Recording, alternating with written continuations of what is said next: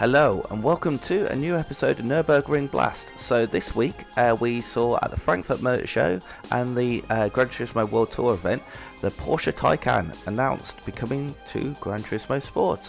And this is not the Porsche Taycan, this is the Tesla Model S. I believe it's a P90, whatever that means. Maybe it's P90D, I don't know. Anyways, it's 422 horsepower and just over 2 metric tons. So it is quite a porky fella. We're going to take it around the Nürburgring, see how it laps. It's going to be interesting to see when the Taycan comes out. We'll put it around the Nürburgring and we'll see how it compares to the Tesla Model S, which is its biggest competitor. They're kind of those luxury green vehicles. What other electric cars have we gone around? We've had the BMW i3 and the VW IDR. So this should be between the two because BMW i3 is pretty slow and the VW IDR is a full-on race car. So it should sit in between those two. But whereabouts we don't know until we do a lap time, and be interesting to see how the Taycan does when the Taycan does come out. So let's get to it. Right, into the final corner, early on the brakes. Get the nose turned in on the power, complete opposite lock as we lose rear traction. Right, hard on the brakes at the orange barrier. Get the nose turned in and then back on the power. Here we go. Right, there we go. Down the hill we go now. And be flat out through this right hander if we choose a good line. And we're just about in the track limit, so that's great. Right, this is where the car starts to struggle on the brakes. So we're trying to be nice and smooth on the brakes here. Way about of oversteer. But the car has really some strange, it feels like almost weight transfer. It could be regenerative braking, but it's almost like you get on the brakes or even lifting, all the weight goes to the front. It's like it's really, well, nose heavy, wouldn't explain it because it would be like that all the time. But literally all the weight goes to the front. All the weight comes off the rear, and it's almost like pulling the handbrake on the rear of the car. Right, flat out through there. There we go. A light lift, but we got through it fine. This is where electric cars start to feel like they're running out of juice. It's over the 100 mile an hour mark. But to be fair, most electric cars are road cars, so if you're going over 100 miles an hour, you're losing your license anyway, so I suppose it doesn't matter too much. Dab a brake, get back on the power, there we go, just about through. And we can actually go quite late on the brakes here. The brakes are quite good, like they're quite powerful for such a heavy car. It's just that rear end, you can see there, I was fighting with it. It is almost like somebody has mapped my handbrake and my brake pedal to the brake pedal. So when you press the brake pedal you get both. There's our top speed of 133 through the compression, dab of brakes, up over the curb, and then we're going to be back on the brakes. Try and keep it as straight as possible because I find that weight transfer issue seems to be exacerbated anytime you've got a bit of steering angle in there. Right, back on the power there, control the oversteer. Quite eerie as we accelerate towards 100 miles an hour. There's wind noise, a little bit of tyre noise and tyre squeal, a little bit of whining, that's about it. And then just back off through here, there we go, just about, using a bit of the curb on the exit there.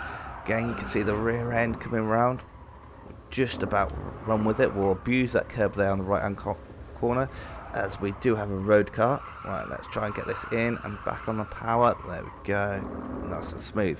Right, through the chicane, try and open it up as much as possible, and we can be flat out through there.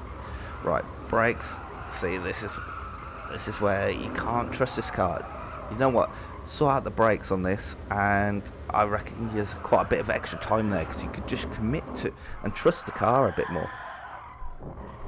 Another way it feels is almost like not changing down gear properly, or changing down gear too early. It's like the front and the rear wheels are turning at different rates, which I suppose is what putting the handbrake is all about. Dab of brakes on the power, careful for the kick of oversteer, there we go. Right, flat out through this corner it should be nice and easy. So yeah, that's nice and flat, and we'll brake at the Yokohama sign. See, even trying to keep the steering wheel straight, you could see there, wheel was perfectly straight there, but you could see I was having to correct, so all you could feel was the rear of the car. It's almost like it wasn't slowing down as much as the front. So Nürburgring blast rules though state no tuning, no modification, can't even change the brake bias from the default setup, so we're not going to tweak this. We could probably tweak it and do a bit of tuning and probably sort out some of these issues potentially. I've never tried tuning a Tesla, but the Nürburgring blast rules prohibit that kind of shenanigans. Right, fast left coming up here, so we're going to lift off, dab a brake, back on the power.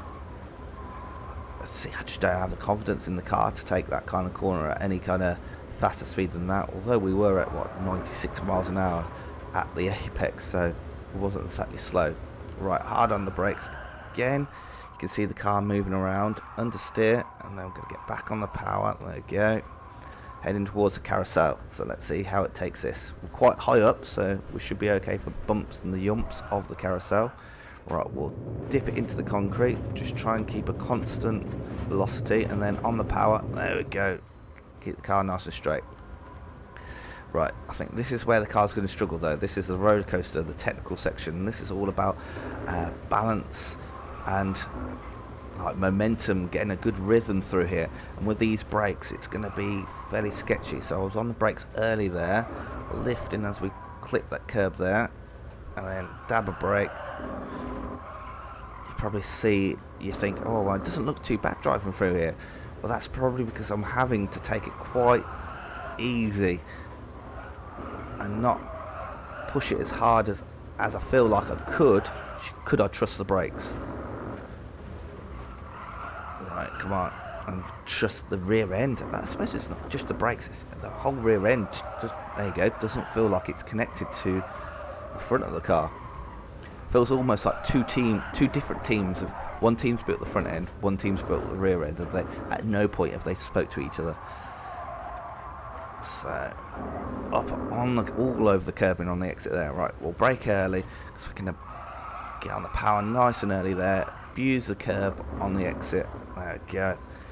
Right, I'm gonna go through this compression here. It's gonna be tricky for such a heavy car. Clip the curb and dab a brakes just to try and get grip over the front end. Rear end again didn't want to follow us. Up over the curves, and then we'll blast out towards near the end of this lap. We're not too far from the end. Got the Dottingerher, a couple more corners yet, but Dottingerher, and then the last couple of corners. Using all the track there. Right, I'm gonna brake late. Rear end coming round as usual. This is literally absolute craziness. There you go.